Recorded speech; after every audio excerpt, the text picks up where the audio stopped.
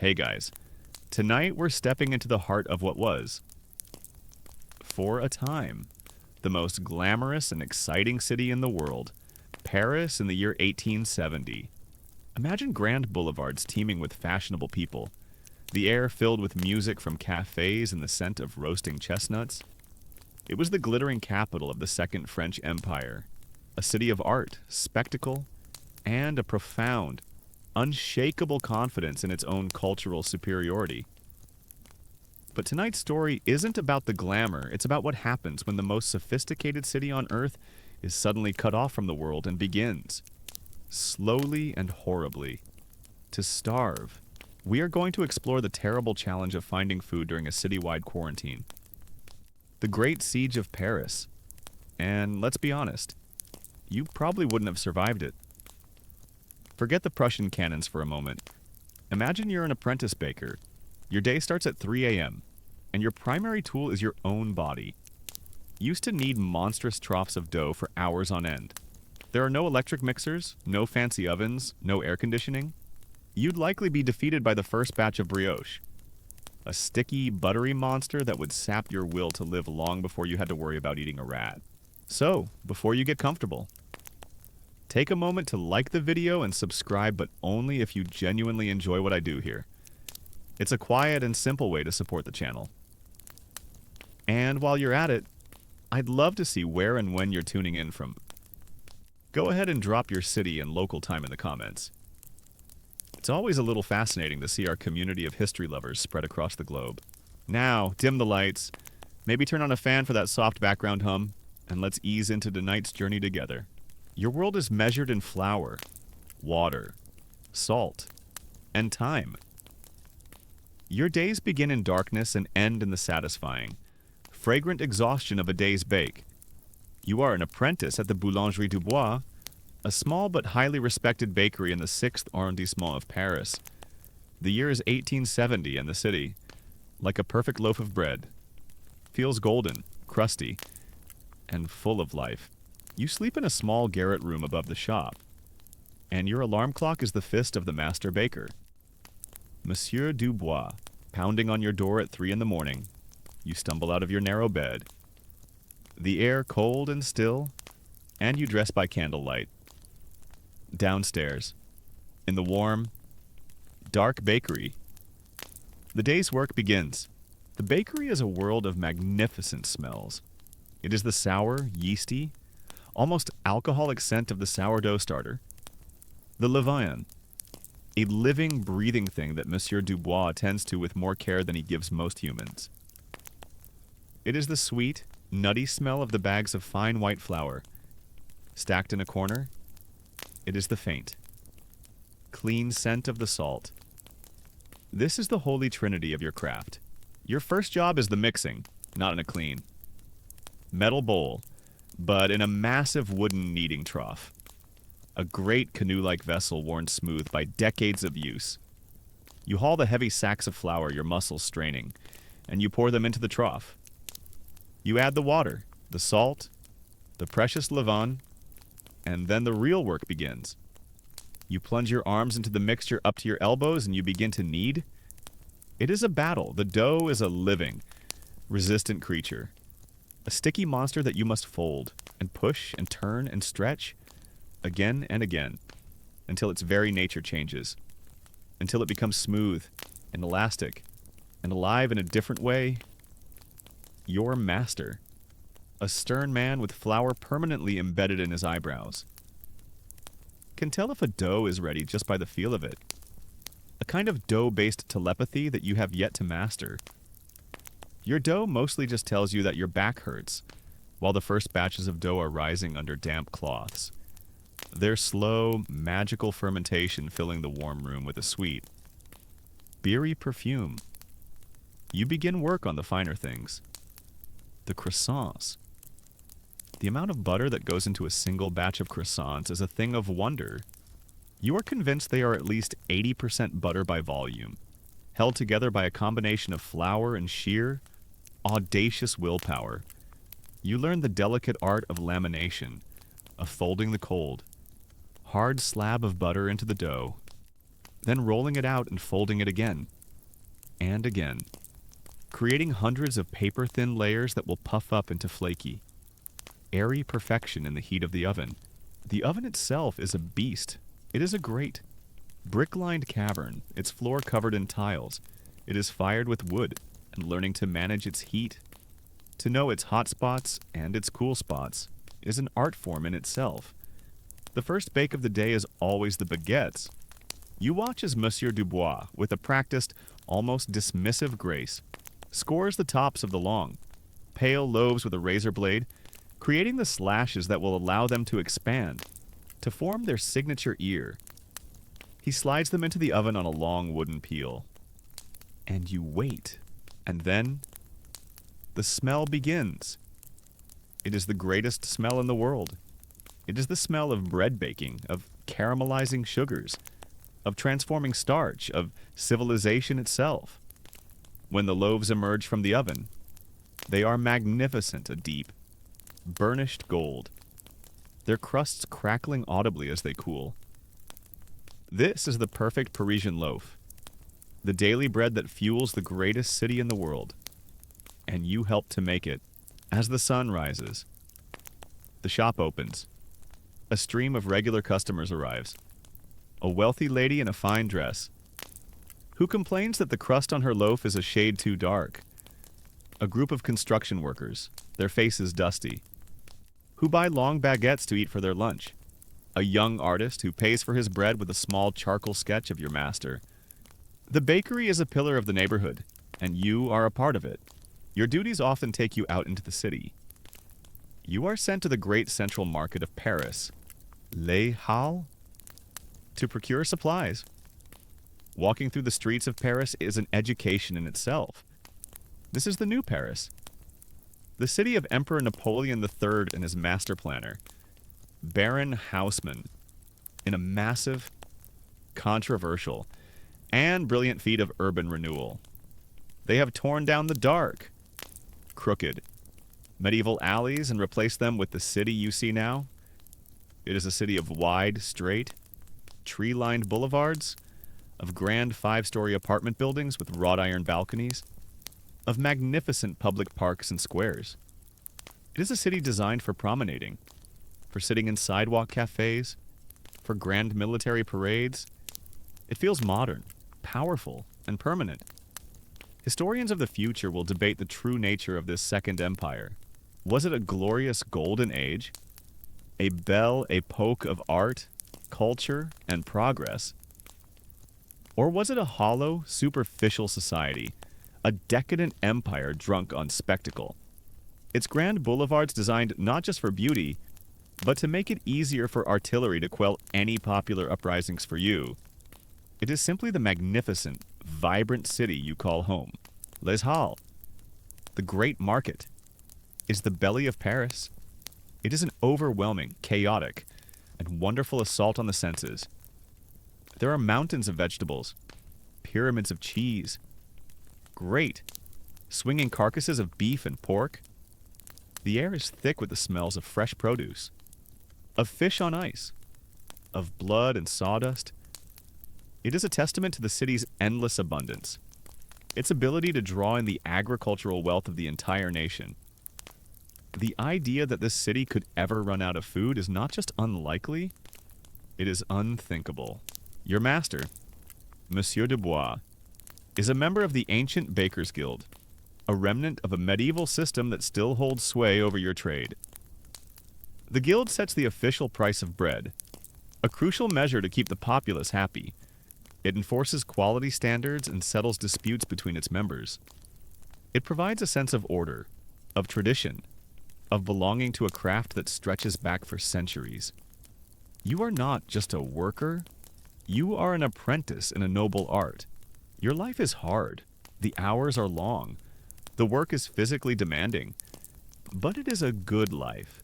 It is a life with a clear purpose, a defined path. You are learning a skill that will always be needed. You are contributing to the life of the greatest city on earth.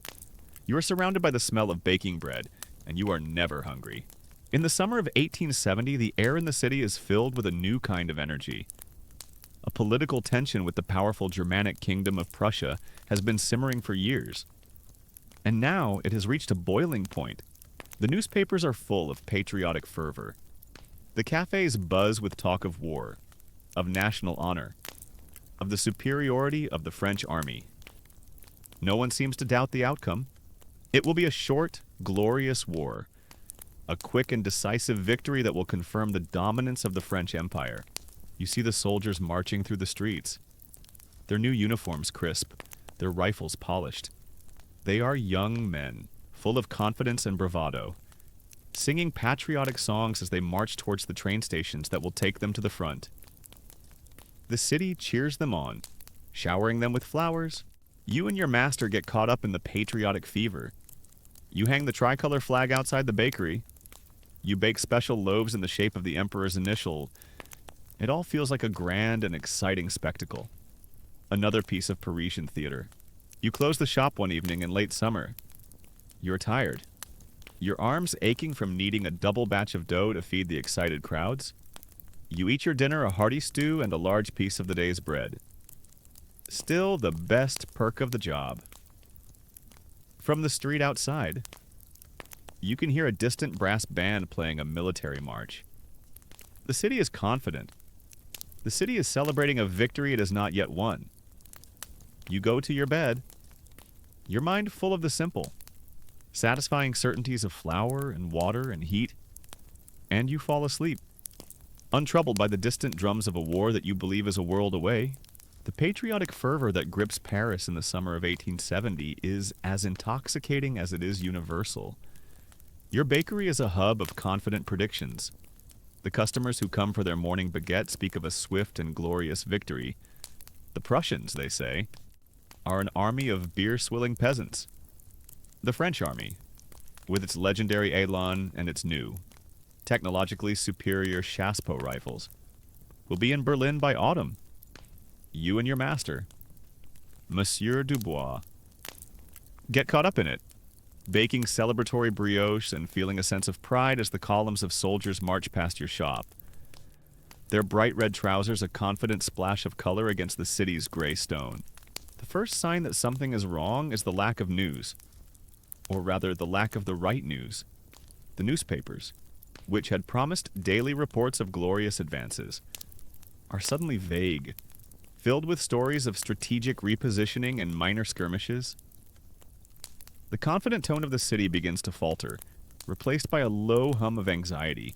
Then, in the first week of September, the news arrives. And it is not just bad. It is catastrophic. It spreads through the city like a shockwave, a disbelieving murmur that turns into a roar of outrage and despair. The main French army, led by the Emperor Napoleon III himself, has been encircled and utterly defeated at a place called Sedan. The entire army has surrendered, and the Emperor himself is now a prisoner of the Prussians. The news is so stunning, so complete in its totality, that the city seems to hold its breath for a moment, unable to process the scale of the disaster. The Second Empire, the glittering, seemingly permanent institution that had defined your entire life, collapses overnight in a paroxysm of revolutionary fervor. A mob storms the Legislative Assembly. The Empress Eugénie flees the Tuileries Palace. A new government, the government of national defense, is hastily formed.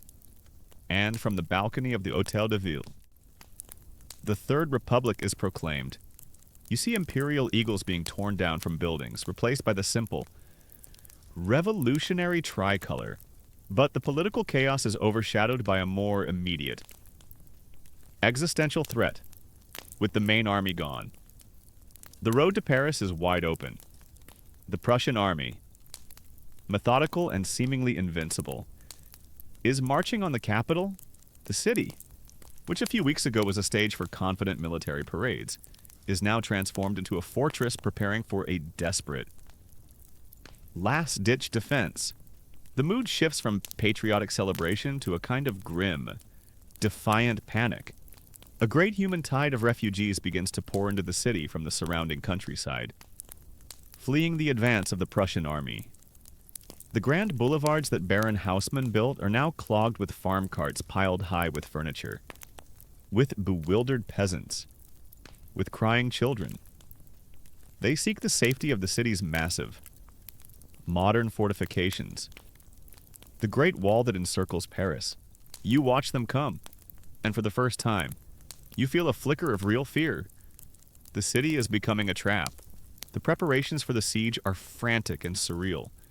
The newly formed National Guard, a citizen militia of men who were shopkeepers and artists and clerks just a week ago, drill in the public parks, their movements clumsy and uncertain. The city's great bronze statues are taken down from their pedestals, to be melted down for cannons if need be. Hot air balloons are being constructed.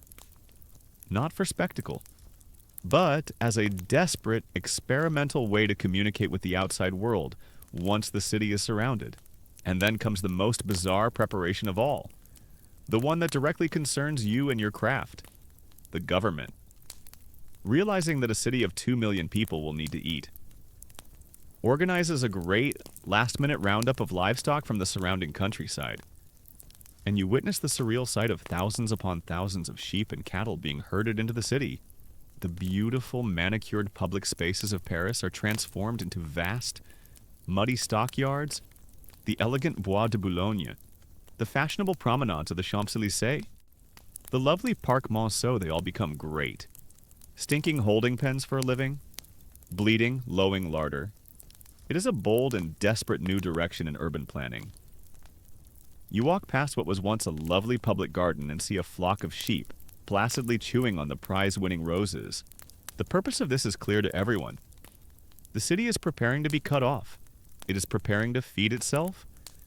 But as a baker, you know something that most people don't. You know that you can't feed a city of 2 million on beef and mutton alone. You know that a city, a civilization, runs on bread, and bread requires flour, and you have no idea how much flour is in the city. You ask your master. Monsieur Dubois, he is a member of the Bakers' Guild, a man who understands the city's supply chain. He looks at you, his face grim, and wipes a sheen of nervous sweat from his brow with a flour-dusted hand. There are great granaries. He says the government says there's enough flour for 2 months, maybe 3. If we are careful, 3 months. The number seems impossibly small. This is the great central question that future historians will debate. Why was Paris, the most modern city in Europe, so catastrophically unprepared for a long siege? Was it French arrogance? An utter refusal to believe that their great army could be defeated? Was it a massive failure of military intelligence and planning? Or was it a more fundamental, modern belief that a great capital, in the new age of the railway and the telegraph, simply could not be cut off from the world for long? You and your 2 million fellow Parisians are about to become the subjects in a grim, real-world experiment designed to test that very theory.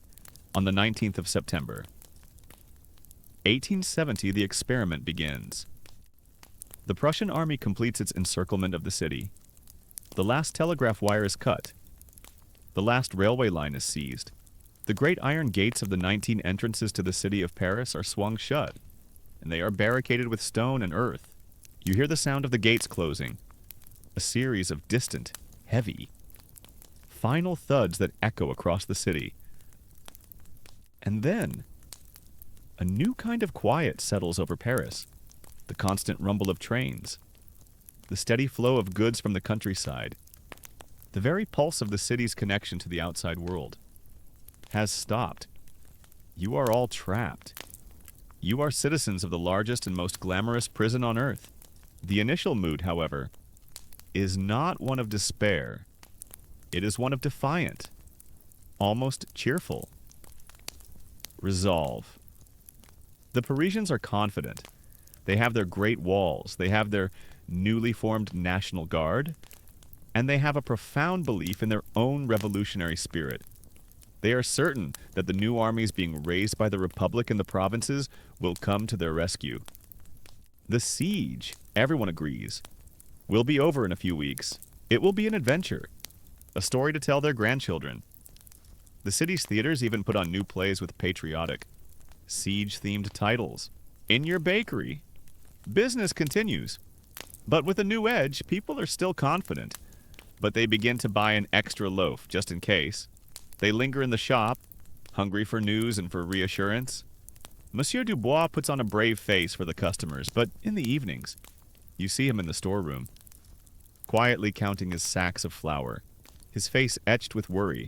A few weeks into the siege, the first official decree on food is posted. The government has taken control of all food supplies. Rationing is about to begin. The price of bread is officially fixed, and all bakers are ordered to use their existing stocks of flour as sparingly as possible. That night, you begin the bake for the next day. Monsieur Dubois stands beside you as you measure out the flour. His hand rests on your arm for a moment. A little less. "My boy," he says quietly, "we must make it last." You look at the scoop of beautiful, fine white flour in your hand. It has always been an object of abundance, something you used with a generous, artistic hand. Now, for the first time, you see it for what it truly is, a finite resource, a dwindling supply of life. You carefully pour a small amount back into the sack. You mix the dough. It feels different. It is the beginning of a long, slow, and terrible compromise. The perfect Parisian loaf is already a thing of the past. The terrible challenge of finding food, of making something from an ever-dwindling nothing, has begun. The loaf of bread you bake that first night of rationing is a ghost of its former self. It looks like bread. It smells mostly like bread. But you, the apprentice, know the truth. It is a lie. A lie made of slightly less flour, a little more water, a subtle compromise in the heart of your craft. It is the first of many such lies you will be forced to bake. The first few weeks of the siege are a strange and novel time. The defiant, almost festive atmosphere continues. Parisians are famous for their ability to turn any situation into a form of public spectacle, and a siege is no exception. The great boulevards are filled with promenading citizens, eager to see the strange new sight of soldiers at the city gates and cannons on the ramparts. The belief that the provincial armies will arrive any day now to break the encirclement is an article of faith. But the provincial armies do not come. The weeks drag on, and the reality of your isolation begins to bite. The first and most visible sign of the city's predicament is the queue. The dreaded queue. The tail becomes a central institution of Parisian life. The government, in a feat of bureaucratic organization, has taken control of all the major food stocks and has issued ration cards to every family. To get your allotted portion of food, you must wait in line. And so, every morning, long before dawn, the queues begin to form. You see them from the window of your bakery as you start your day's work. A long, dark, silent line of women, mostly wrapped in shawls against the autumn chill, waiting for hours for your bakery to open, hoping to claim their family's meager ration of bread before the day's supply runs out. They are a stark, visual representation of the city's growing hunger. Your world, which was once about the art of baking, is now about the grim mathematics of rationing. Each day, a government cart delivers your allotted sacks of flour. And each day, the amount seems to be a little less. The quality, a little worse. The fine white flour you once used is now becoming a memory. The flour you receive now is grayer, coarser, and you can feel a gritty texture to it. You know it is being cut with other things to make it last rye. Barley, oats. The bread you bake becomes heavier, darker. It no longer has the light, airy crumb of a true Parisian loaf. It is becoming what it will soon be known as siege bread. A dense, dark, and often sour substance that is less a pleasure and more a simple, biological necessity. You, the proud apprentice of a noble art, are now learning how to bake edible bricks. But the real crisis, the one that signals the true end of the old world of abundance, happens at the butcher shops. The thousands of sheep and cattle that had been herded into the city's parks are the city's living larder.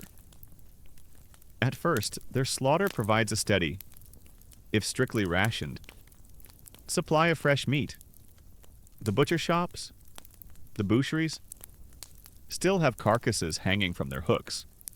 But the great herds in the Bois de Boulogne are finite, and they are being consumed at an astonishing rate. You walk past the butcher shop in your neighborhood each day. At the beginning of the siege, it looked normal. By the second month, the number of carcasses hanging in the window has dwindled. The butcher, a large, cheerful man named Monsieur Gilles, whose aprons were always stained with blood, now spends most of his day cleaning his already spotless marble counters.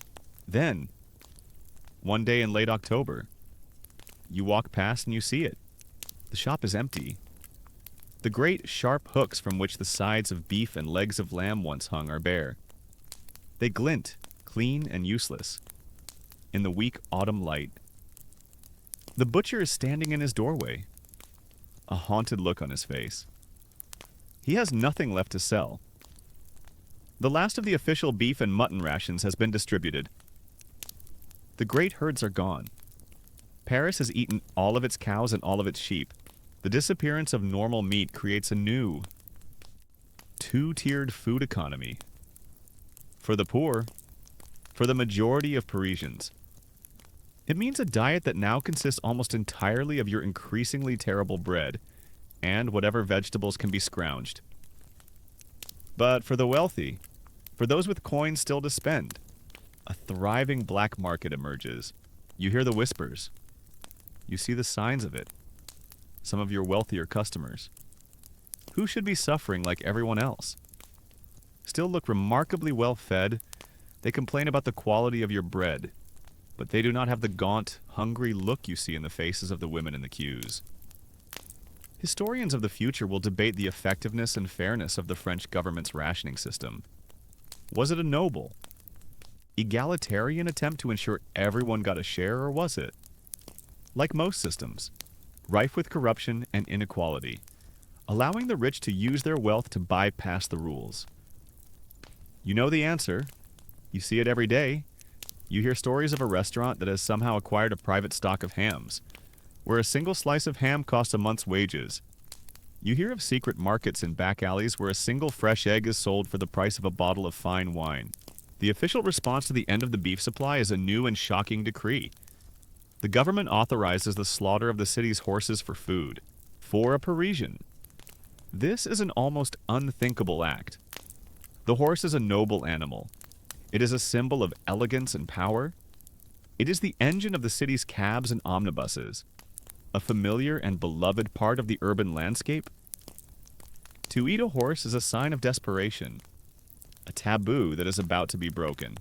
The first boucherie Chevaline, the first horse meat butcher, opens its doors. It is a strange and unsettling sight. The meat is darker than beef, with a yellowish fat. It has a sweet, unfamiliar smell. At first, people are hesitant, but hunger is a more powerful force than sentiment. The queues outside the horse meat butchers grow longer every day. You taste it yourself. Monsieur Dubois manages to procure a small piece. His wife boils it in a thin stew. It is tough, stringy, and has a sweetish, gamey flavor that is deeply unsettling. But it is meat, it is protein, and you eat it gratefully. This is your new reality. The noble creatures that once pulled the city's carriages are now being served in its stew pots. It's an innovative new public transportation policy. Ride your taxi to the butcher shop. The definition of what constitutes food has begun to stretch in a terrifying way, and it is about to stretch even further. With the horses disappearing, the city's desperate gaze turns to the smaller animals, the pets, the vermin. You are walking home one evening when you see two men from the National Guard huddled in an alley. They have managed to corner a large stray dog. The dog is terrified, but also weak from hunger. There is a brief, ugly struggle, and then one of the men kills the dog with a blow from the butt of his rifle. They quickly stuff the body into a sack and hurry away into the darkness. Soon, Cats begin to disappear from the city's alleyways and rooftops. At first, people whisper about it. Then, it becomes an open secret. And finally, it becomes a legitimate, if grim, business. The butcher, Monsieur Gilles, the man who once sold you fine cuts of beef, reopens his shop, but the sign above his door is new. On a chalkboard, he has written the day's offerings. There is no beef, there is no lamb, there is cheval horse. And below that, chien dog and chat cat, you stand before his shop. A place you once entered with pleasure, and you stare in horrified fascination. Hanging from the clean. Sharp hooks where plump chickens once hung. You see the small, skinned carcasses of 2 cats. In a basket on the counter where the sausages used to be is a neatly arranged pile of large sewer rats, a small sign. In a desperate attempt at culinary wit, labels them gibelotte de Garenne, a stew of fine rabbit. You feel a wave of nausea. The line has been crossed. The city's beloved pets, the companions of its hearths, are now being sold as food next to the very vermin they were supposed to hunt. You look at the faces of the people in the queue outside the shop.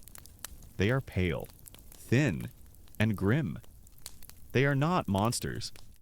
They are just hungry. They are mothers trying to find something, anything, to feed their children. They are husbands trying to keep their families alive.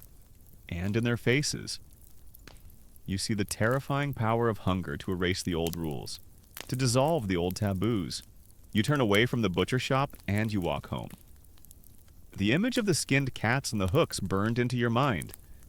You are a baker, a man whose life is dedicated to the most basic and noble of foods.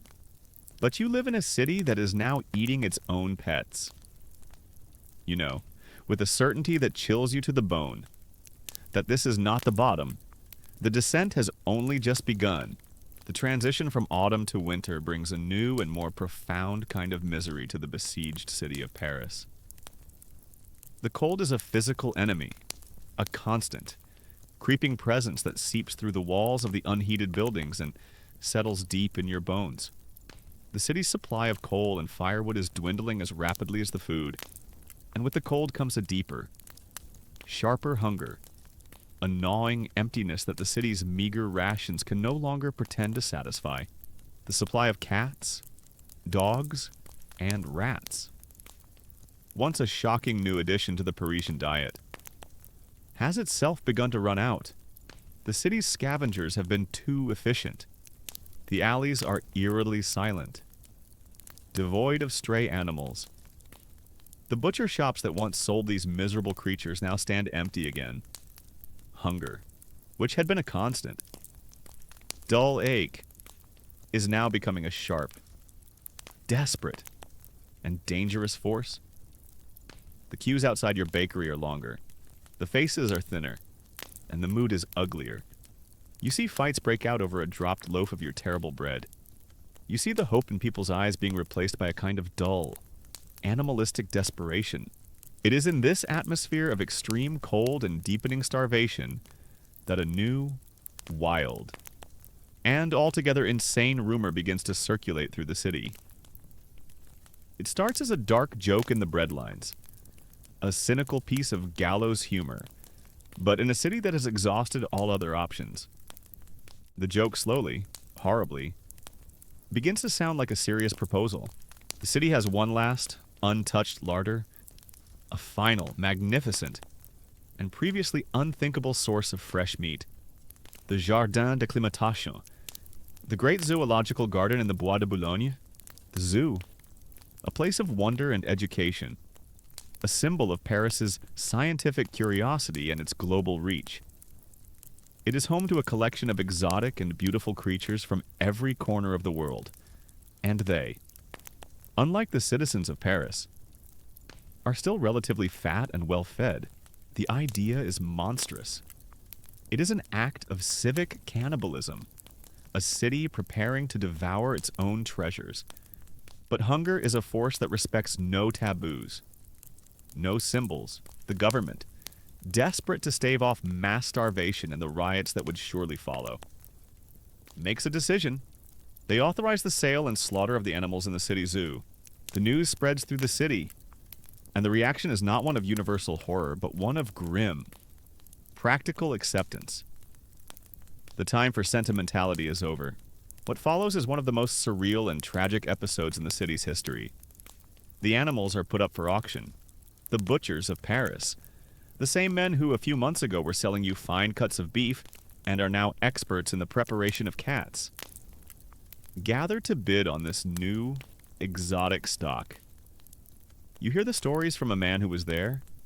He describes the scene with a kind of dazed, disbelieving horror. Butchers, their aprons stained with the blood of common animals, placing bids on a pair of graceful deer, on a lumbering Dutch bear, on a pair of kangaroos.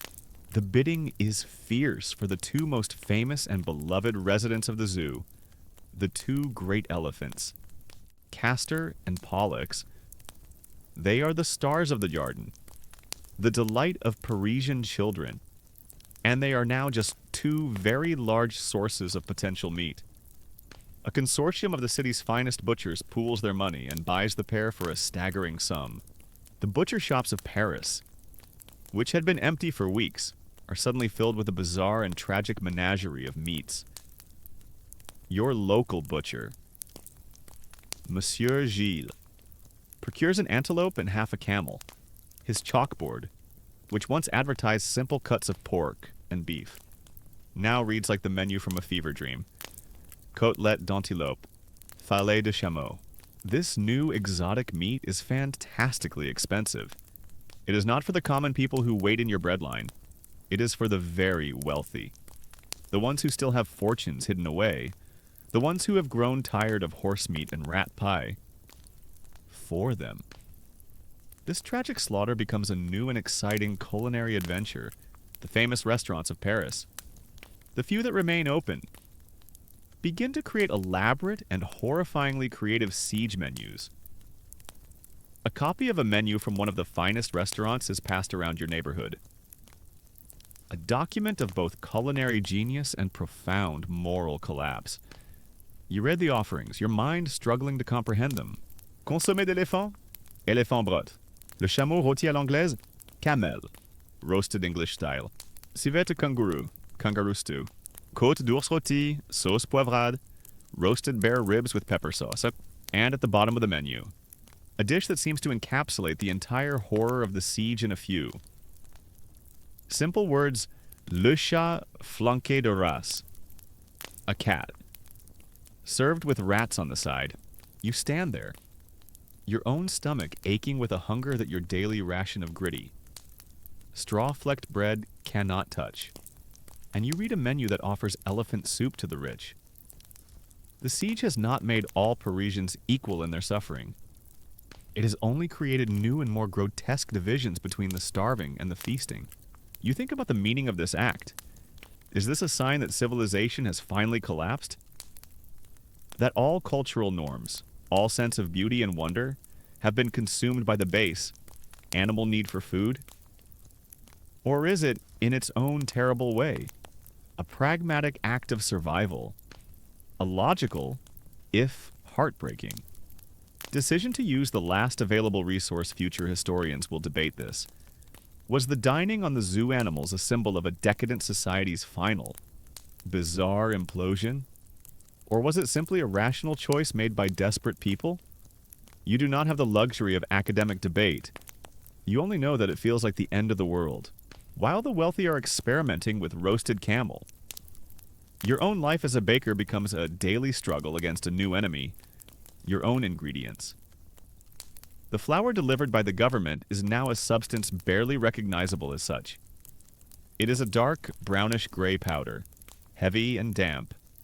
You know it is composed mostly of oats, peas, and rice, all ground together. But you can see other things in it as well. You see the flecks of straw and chaff. You hear the rumors that the bakers are now being given ground-up wood pulp and sawdust to use as filler. The process of baking with this substance is a nightmare. It does not behave like flour. It does not rise properly. The resulting bread is a dense, heavy, and wet brick with a sour. unpleasant taste. You feel a profound sense of professional shame every time you pull a batch from the oven.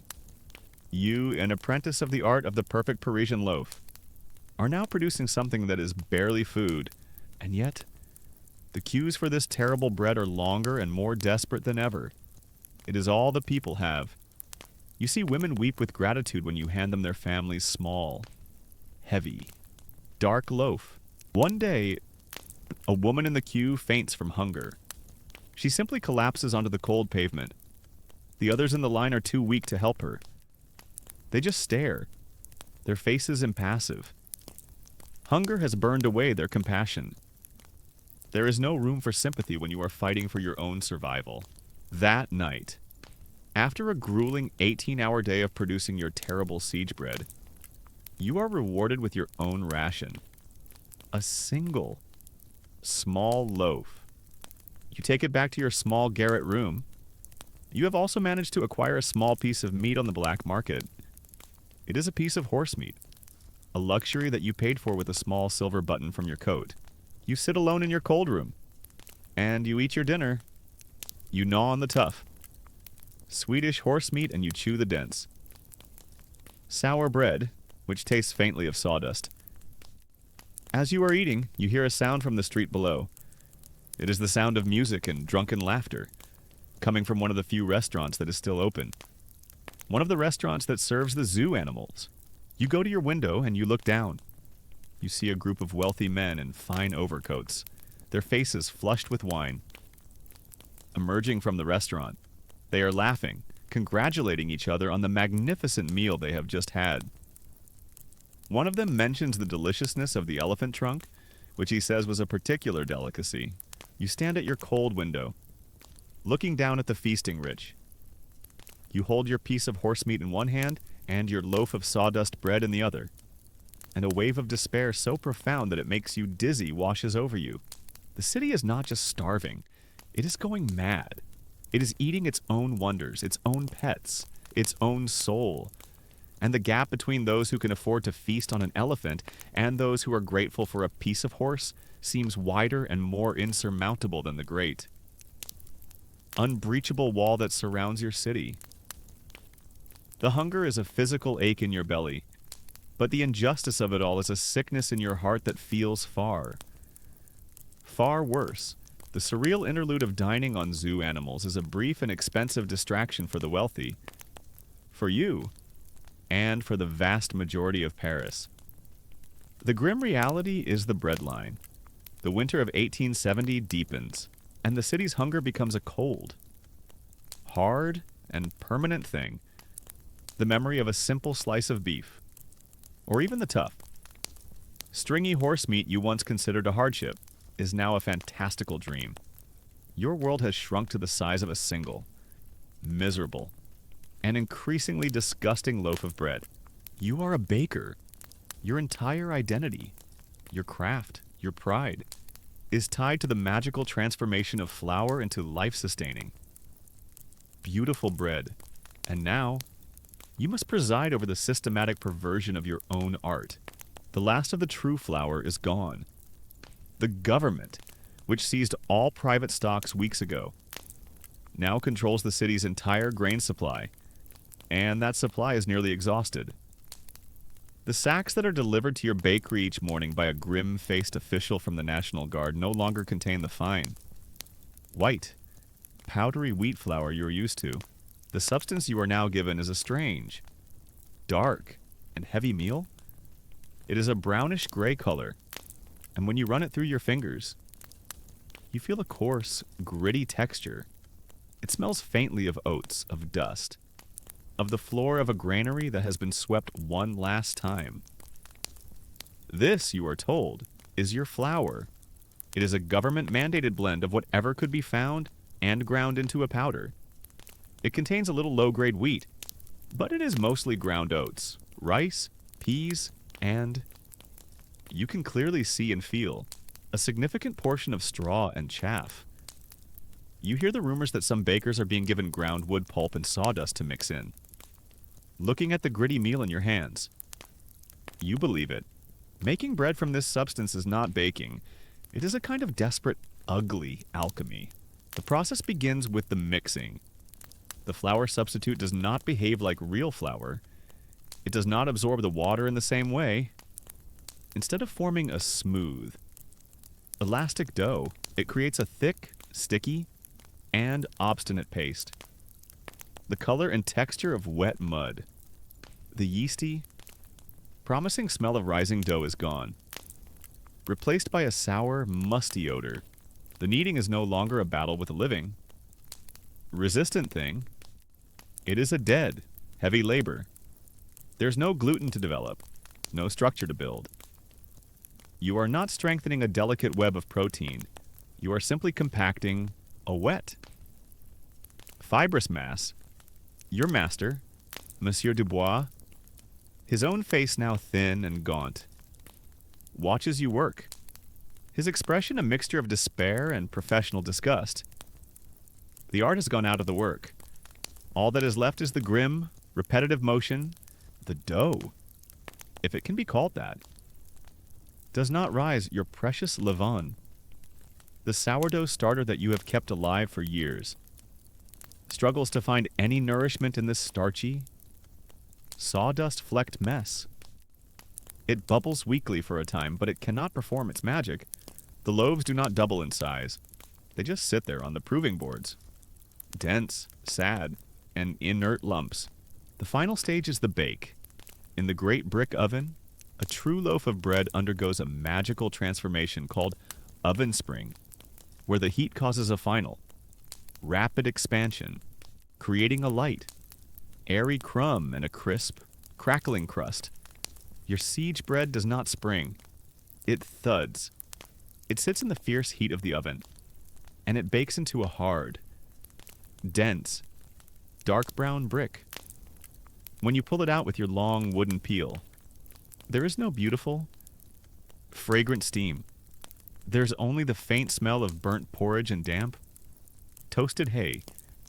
The crust is as hard as wood, and the inside is a dense, damp, and crumbly substance that is more like a compressed bale of hay than a loaf of bread. This is the bread you now serve to the people of Paris, and they are grateful for it. The queues outside your shop are longer and more desperate than ever. People wait for hours in the freezing cold, their faces blue, their bodies wrapped in rags, for their daily ration of this terrible, barely edible substance. You hand over the heavy, dark loaves, and you see the looks on their faces. It is not the look of a customer buying a delicious treat. It is the look of a starving animal being given its daily portion of feed. The daily bread, once a symbol of French culture, of pleasure and community, is now just another instrument of their misery. The health consequences of this diet become visible throughout the city. You see it in the sallow, jaundiced skin of the people in the queues. You see it in the listlessness of the children. You see it in your own reflection. Your gums are tender and bleed when you chew your own terrible bread. Scurvy, a disease of sailors on long voyages, is now rampant in the most sophisticated city in Europe. Your bread can keep the populace from immediate death by starvation, but it cannot keep them healthy. It is a slow, grinding, and nutritionally bankrupt form of survival. You are no longer an independent artisan. You are a functionary of the state, a key part of the government's system of control. By rationing and distributing this terrible bread, you are helping them to manage the city's hunger, to keep the vast, starving population from erupting into open, violent rebellion, as long as you can provide them with something to put in their bellies. No matter how disgusting, a fragile, hungry order is maintained. Historians of the future will debate the role of this state-controlled food supply. Was it a rational, if grim, attempt to ensure a fair distribution of the city's last resources, or was it a powerful tool of social control? A way for the new Republican government to keep the restive and revolutionary population of Paris weak, dependent, and just strong enough to man the ramparts, but too weak to overthrow the government itself. You suspect the truth is that it was both. Your new craft has its own dark humor. Your bread is now so high in fiber. thanks to the straw and wood pulp, that it is probably the healthiest, most indigestible food ever created. It is the world's first and worst health loaf one day. You get a splinter in your hand, not from the wooden kneading trough, but from a particularly coarse piece of chaff in the bread itself. A customer complains that the bread has a distinct taste of sawdust. You have to resist the urge to tell him that he is a connoisseur. And that next week. Sawdust may well be the luxury ingredient. The siege grinds on. January 1871. The winter is one of the coldest in memory. The River Seine freezes over. People are now dying of hunger and of the cold in significant numbers. They are running out of fuel to heat their homes. They begin to burn their own furniture, their books, the floorboards of their apartments, and then a new horror arrives. The Prussians, having failed to starve the city into a swift surrender, decide to break its will with terror. They begin a systematic artillery bombardment of the city. For 3 weeks, their great siege cannons, positioned on the hills surrounding Paris, fire shell after shell into the southern districts of the city. The bombardment is random, indiscriminate, and terrifying. The shells whistle overhead and explode with a deafening crash, showering the streets with shrapnel and rubble, and they are most dangerous for the people who are most vulnerable, the ones forced to wait outside in the food queues. You are in your bakery one morning when you hear the familiar, terrifying whistle of an incoming shell, followed by a massive explosion just down the street. The windows of your shop shatter. You and Monsieur Dubois throw yourselves to the floor. When the dust settles, you hear the screaming. You run outside. A shell has landed directly in the middle of the bread line that was waiting for your shop to open. The street is a scene of carnage and devastation. The combination of starvation and bombardment is the final breaking blow to the city's morale. The will to resist is gone. On January 28th, the government of national defense signs an armistice with the Prussians. The siege is over. The city has surrendered. The news is met not with outrage or shame, but with a kind of numb, exhausted relief. It is over. The suffering is finally over. You stand in your ruined bakery, amidst the shattered glass, and you look at your own hands. They are thin, the knuckles bony, the skin covered in a fine, permanent layer of gray, gritty dust from the sage bread. These are the hands that once knew the sublime. Living feel of a perfect dough. Now they know only the dead. Heavy resistance of a wet mass of oats and straw. Your craft, your art, your pride, it has all been corrupted, perverted, and finally extinguished. That night, for the first time in over 4 months, you bake a loaf of bread, not for the queue, but for yourself and for Monsieur Dubois. He has kept a tiny, secret stash of real, white wheat flour hidden under a floorboard. Saving it for this very day, you mix it with water, salt, and the last of your weary levain. The dough comes alive in your hands, smooth and supple and familiar. It feels like greeting an old friend you thought was dead. You bake a single, small loaf. It comes out of the oven golden, fragrant, and beautiful. You and your master sit at a small table in the back of the dark. Cold bakery, you break the bread, the crust crackles. The steam that rises from it is the most wonderful smell you have ever known. You put a piece in your mouth, the taste of real bread. After months of eating the terrible siege loaf, is so intense, so overwhelming, that it is almost painful. It is the taste of a world that has been lost and now, finally, is found again. And you sit there in the quiet darkness, and you weep. The loaf of bread you bake from the last of Monsieur Dubois' hidden flour is a holy sacrament. The taste of it, after months of eating the gray, gritty, and sour siege loaf, is a revelation. It is the taste of a world you thought was gone forever. It is the taste of hope, of peace, of surrender. The armistice has been signed. The siege is over, but as you sit there in the quiet, ruined bakery, the profound, life-affirming taste of real bread in your mouth. Your mind goes back. It goes back to the final, terrible weeks before this moment, to the time when the misery of starvation was joined by a new and even more terrifying misery. It goes back to the beginning of January 1871 when the Prussians decided to stop starving Paris and start breaking it. The city had, by then, settled into a grim, hungry, and frozen routine.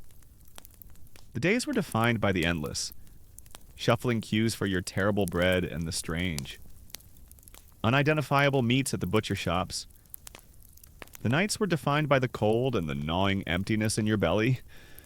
It was a miserable, but predictable existence. The change came with a sound. It was a sound unlike any you had ever heard before. A high-pitched, eerie, mournful whistle that seemed to come from the sky itself. The first time you heard it, you and everyone else in the street stopped and looked up. Confused, the sound grew louder, a descending shriek, and then it was followed by a deafening crack boom from a few streets over. A sound that shook the very cobblestones beneath your feet. A cloud of black smoke and dust rose into the winter sky. People at first thought it was a gas explosion, a factory accident. But then the whistle came again, and again, and the explosions began to walk their way across the southern districts of the city. You quickly understood. This was not an accident.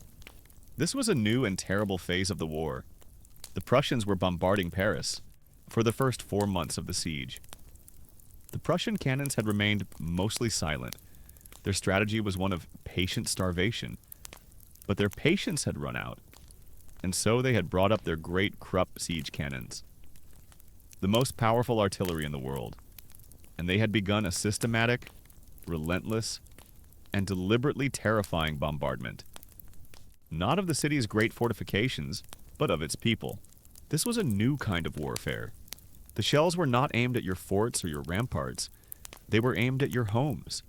They were aimed at the left bank, at the neighborhoods filled with schools and hospitals, and the apartments of ordinary citizens. The goal was not to breach your defenses, but to break your spirit. It was an act of pure, calculated terror. And the most dangerous place to be in all of Paris was in a queue. The long, slow-moving, and densely packed lines outside the bakeries and the butcher shops were the perfect targets for random artillery fire. They were a stationary mass of human misery, waiting to be blown apart. Every morning, as you opened your shop to the long line of shivering, hungry women, you felt a new kind of fear. You were not just serving them their daily ration of misery. You were inviting them to stand in the city's most dangerous shooting gallery. A new, subterranean life began. Those Parisians who had cellars abandoned their upper-floor apartments and moved underground. The city's life retreated into the earth. People cooked, ate, and slept in their damp, dark cellars. The muffled thump of the distant explosions a constant. Terrifying reminder of the world above. Your own bakery had a small, stone-lined cellar for keeping the flour cool, and you and Monsieur Dubois would often retreat there during the heaviest bombardments. The sound of the shelling a little duller, a little less immediate. It was cold, and it smelled of earth and old wine barrels. But it was safe. It was the world's most depressing and least effective bomb shelter, but it was all you had, as you huddled in the cellar, listening to the random, terrifying symphony of destruction above. You would think about the minds of the men who had ordered this. What was the purpose to kill a few women and children in a bread line? Did they truly believe that this would make the city surrender? Or did it only forge the people's fear and hunger into a harder, more bitter, and more lasting hatred? This was a question that would define the next century of warfare. Does the terror bombing of civilians ever truly work? Does it break a nation's will, or does it merely harden it, brutalizing both the victim and the perpetrator in a vicious cycle of violence? Hiding in your cellar, you suspect it is the latter? The shells did not make you want to surrender. They made you hate the men who fired them with a purity you had not thought yourself capable of. One afternoon, a shell landed on the building next to yours. The explosion was a physical blow. The ground beneath you heaved. The stone walls of your cellar shook, and a shower of dust and grit rained down from the ceiling. You could hear the tinkle of every remaining window in your shop shattering above when you cautiously emerged. The street was a scene of chaos. The top 2 floors of your neighbor's building had collapsed into a pile of rubble. The air was thick with the choking. White dust. You had survived. Your neighbor had not. The randomness of it was the most terrifying part. Death no longer came from a predictable enemy like hunger. It now fell out of the sky without reason and without warning. The daily quest for food became a high-stakes gamble. The women in your queue would look up at the sky with a constant, nervous dread. The sound of a distant whistle would send them scattering, abandoning their precious places in line to press themselves into doorways until the explosion came. And then they would slowly, grimly, reform the line. The hunger was a more immediate threat than the shells. The dark humor of the Parisians, a coping mechanism sharpened by months of deprivation. Adapted to this new threat, people would joke about the Prussian lottery. You would hear someone in the queue say, "Well, at least if a shell hits me, I won't have to eat the bread." Paris was now offering its citizens 2 distinct and terrible experiences: a slow, grinding death by starvation, or a very, very quick one by exploding shrapnel. It was the ultimate choose-your-own-adventure of human suffering, the culmination of this new horror, the moment that you know, in retrospect, finally broke the city's will to resist, happened on one of the last mornings of the siege. It was a particularly cold morning. The queue outside your bakery was long and sullen. The bombardment had been heavy all night, and people's nerves were stretched to the breaking point. You had just opened your door, the smell of your terrible siege bread mingling with the cold morning air. You heard the whistle. This one was different. It was not a distant sound. It was a high, thin, piercing shriek that seemed to be directly overhead. There was no time to run, no time to shout a warning. The world erupted in a deafening roar. Your shopfront was blown inwards, the force of the blast throwing you and Monsieur Dubois back against the far wall. The air was filled with a thick, choking cloud of plaster dust, smoke, and something else. The atomized dust of your own bread. When the ringing in your ears subsided, you stumbled to your feet. You looked out into the street, and you saw the devastation. The shell had landed directly in the middle of the breadline. The street was a crater, a scene of carnage that your mind refused to fully process. It was a tableau of crumpled bodies, of dark stains on the cobblestones, of a terrible, sudden silence where just a moment before there had been the quiet chatter of waiting women, and scattered everywhere, like a kind of obscene, gritty snow, were the pieces of the loaves of bread they had been waiting for. Your own terrible siege bread, now spattered and soaked with their blood. You stood there, in the wreckage of your shop, looking at the wreckage of your customers, and something inside you broke. The defiance, the stubborn will to endure, it all just evaporated. This was no longer a war. It was a senseless, random slaughter. Starvation was a siege you could fight with grim determination. But what defense was there against a blind, screaming death that falls from the sky? It was in that moment that you knew the city had to surrender. It was the only sane option left. The news of the armistice, when it came a few days later, was not a surprise. It was a mercy. You finished the last of your real bread. The taste of it, a beautiful, painful memory of a world that is gone. The siege is over. The starvation is over. The bombardment is over. And you are a survivor. But as you look around the ruined, silent city, you are not sure if what is left is a victory or just a different kind of defeat. The taste of real bread. That first perfect loaf you baked with Monsieur Dubois' hidden flour is a fleeting moment of grace in a world still submerged in misery. The armistice has been signed. Yes, the Prussian shells are silent, but the city of Paris is still a prison, and its 2 million inhabitants are still starving. The gates remain shut. The great food convoys have not yet arrived. The days that immediately follow the surrender are some of the strangest of the siege. The terror of bombardment is gone. But the gnawing, aching, all-consuming reality of hunger remains. Yet it is a quiet, purgatorial limbo. Then the news spreads, passed from street to street with a speed that only truly desperate hope can achieve. The gates are opening. You and everyone else in the city flock to the main boulevards that lead to the city gates. The crowd is not a revolutionary mob or a patriotic spectacle. It is a vast, silent, skeletal assembly of ghosts. They are thin. Their skin has the sallow, grayish tint of malnutrition, and their clothes hang off their frames like rags on a scarecrow. They line the streets and they wait, their eyes fixed on the city gates. And then you see it. The first wagon? It is not a Prussian military wagon. It is a simple, heavy farm cart, flying the flag of Great Britain. And it is loaded, piled impossibly high, with sacks of flour, with crates of salted beef, with barrels of potatoes. Behind it comes another wagon, and another, and another. It is a great, beautiful, rumbling convoy of food, a river of life flowing into a dying city. This is the massive relief effort organized by the outside world.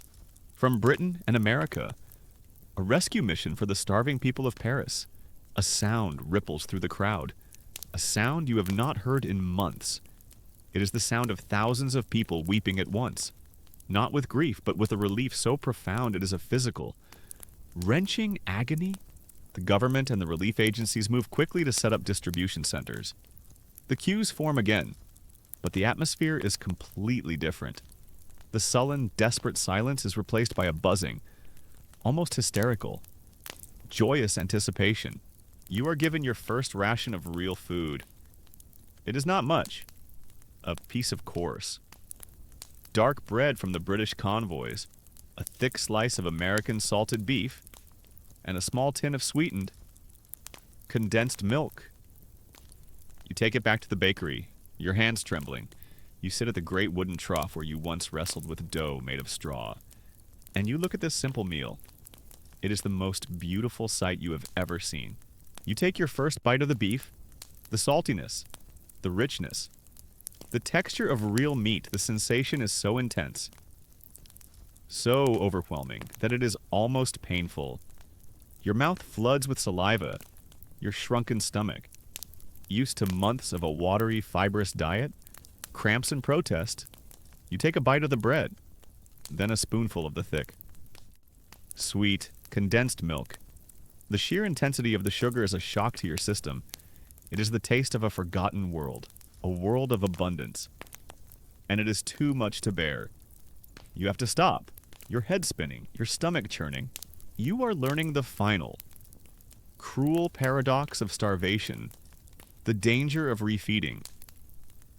You see it happening around you. People who have survived for months on a diet of rats and sawdust are now made sick by the very food that is meant to save them. Their bodies have forgotten how to process fats, how to manage sugars. Doctors of the future will give this a name: refeeding syndrome, and they will understand the delicate metabolic shifts that cause it. For you, it is just another confusing cruelty in a world that has been turned upside down. You learn to eat slowly, to take small bites, to reintroduce your body to the concept of nourishment. One careful spoonful at a time. The first bite of real cheese is a religious experience. You're pretty sure you saw God, and he was shaped like a wedge of English cheddar. And then, the flour arrives. Not the gray, gritty meal of the siege, but real flour. Sacks of fine, white, American wheat flour, a gift from a nation across the sea. You and Monsieur Dubois open the first sack, and the smell that rises from it is the smell of your own resurrection. You run your hands through it. It is soft and fine and clean. It is the most beautiful substance on earth. You begin to bake. For the first time in nearly 5 months, You are not just a manufacturer of edible bricks, you are a baker. The process is a sacred ritual. You mix the dough, and it comes alive in your hands, supple and smooth and full of promise. You knead it, feeling the gluten develop, the dough pushing back against your palms with the familiar, welcome strength. You let it rise, and it swells with life, filling the bakery with its sweet, yeasty perfume. You shape the loaves, your hands remembering the old, graceful movements, and you slide them into the hot brick oven when you pull out the first batch of true Parisian baguettes. The sight of them makes you catch your breath. They are perfect. Their crusts are a deep, burnished gold, crackling and singing as they cool. You break one open, and the steam that rises from the light. Airy. Open crumb is the smell of civilization restored. You open the shop. The queue outside is immense, but the mood is one of pure joy. You sell your first loaves of real bread, and the gratitude on the faces of your customers is a thing to behold. Women weep as they take a loaf. Men hold it to their faces, inhaling the scent as if it were the most precious perfume. Bread is no longer just food. It is a symbol. It is peace. It is the end of the nightmare. You are not just a baker, you are a therapist. And your primary tool is carbohydrates for a few weeks. The city of Paris is united in a great, collective sigh of relief. The only thing that matters is the taste of real food, the simple joy of a full belly. But as the immediate, desperate hunger subsides, a new and more complex emotion begins to surface: anger. The shared trauma of the siege has not created a lasting bond of unity. Instead, it has exposed and deepened the cracks that already existed in Parisian society. You begin to hear it in the conversations of the people in your queue. They are angry at the Emperor Napoleon III, who led them into a disastrous war and got himself captured. They are angry at the generals who surrendered. They are angry at the new Republican government, who they feel mismanaged the siege and forced them to starve. And most of all, they are angry at the rich, the ones who fled the city, the ones who managed to eat well on the black market while their own children were wasting away. The memory of the elephant dinners and the truffle-stuffed camel is a source of deep and bitter resentment. This is the great political debate that begins to smolder in the ashes of the siege. Did the shared suffering create a new sense of national identity and solidarity? Or did the profound inequality of that suffering, the fact that hunger, like most things, was a burden borne primarily by the poor, fuel a new and revolutionary anger you? Standing in your bakery, listening to the conversations of the people, feel the temperature of the city rising. The gratitude for the food is being replaced by a demand for justice, for accountability. You realize that the surrender to the Prussians was not the end of the conflict for Paris. It was only the end of the first act. The experience of the siege has radicalized the city's working class. It has taught them that they cannot trust their leaders, that they have been abandoned, that they must rely on themselves. The seeds of a new internal conflict are being sown, a conflict that, just a few weeks later, will erupt into the violent, bloody, and revolutionary uprising of the Paris Commune. But for now, there is bread. That night, you sit down for a meal with Monsieur Dubois and his wife. For the first time in what feels like a lifetime, it is a real meal. Madame Dubois has managed to procure a small chicken from one of the relief stations. She has roasted it with potatoes and a few precious onions. And on the center of the table is a basket containing a loaf of your own perfect, beautiful bread. You eat slowly, savoring every bite. The taste of the roasted chicken, the simple, honest flavor of a boiled potato, the crisp, fragrant crust of your own bread. It is all a miracle. The long, dark winter of your hunger is over. You have survived. But as you eat, you look down at your own hands, at the baker's hands that know the feel of true dough and the feel of a fowl. Gritty paste, You know what it is to starve. You know what it is to eat things that should not be eaten. You know what it is to live in a world where a loaf of bread is the most precious thing imaginable. The physical hunger is gone, but you have a feeling that the ghost of that hunger, the memory of it, will be a permanent guest at your table for the rest of your life. The years that follow the siege are as chaotic and as violent as the siege itself. But in a different way, the anger you saw simmering in the breadlines explodes into the bloody, revolutionary fire of the Paris Commune, a brief and brutal civil war that pits Parisian against Parisian. You and Monsieur Dubois barricade the bakery once again, this time not against a foreign army, but against your own countrymen. The city that starved together now tries to slaughter each other, but Paris, like a great, wounded beast, eventually finds its peace. The fires of the Commune are extinguished, and a new era begins. An era of peace, of prosperity, of breathtaking artistic and technological innovation. It is called the Belle Époque, the beautiful era, and you are a part of it. Decades pass. You are an old man now. The apprentice who once wrestled with dough in a dark cellar is now the master baker. Monsieur Dubois has long since retired, leaving the Boulangerie Dubois to you, his most trusted and resilient student. You are successful, respected. Your bread is known throughout the arrondissement as the finest in Paris. The city you live in is a glittering jewel. It is the Paris of the Eiffel Tower, of the Moulin Rouge, of the great Impressionist painters. The grand boulevards are filled with elegant carriages in the first, sputtering motor cars. The cafes are overflowing with artists, writers, and thinkers, all arguing about the future. The city is a feast of life, of art, of ideas. It is a city that seems to have completely and utterly forgotten the winter of 1871.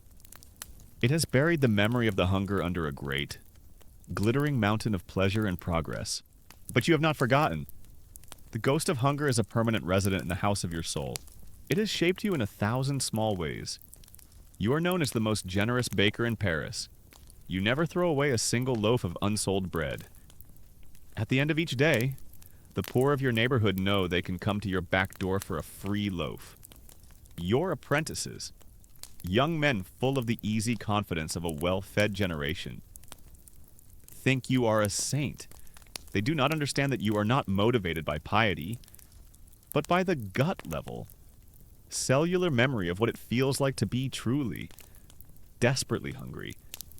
You cannot stand the sight of wasted food. It is a physical offense to you, a sin against the memory of those who starved. You have strange, secret habits. In the small pantry of your own apartment above the shop, there's always a sealed tin of hard, dry biscuits, the kind that sailors carry on long voyages. You have never opened it. You never will. But you need to know that it is there.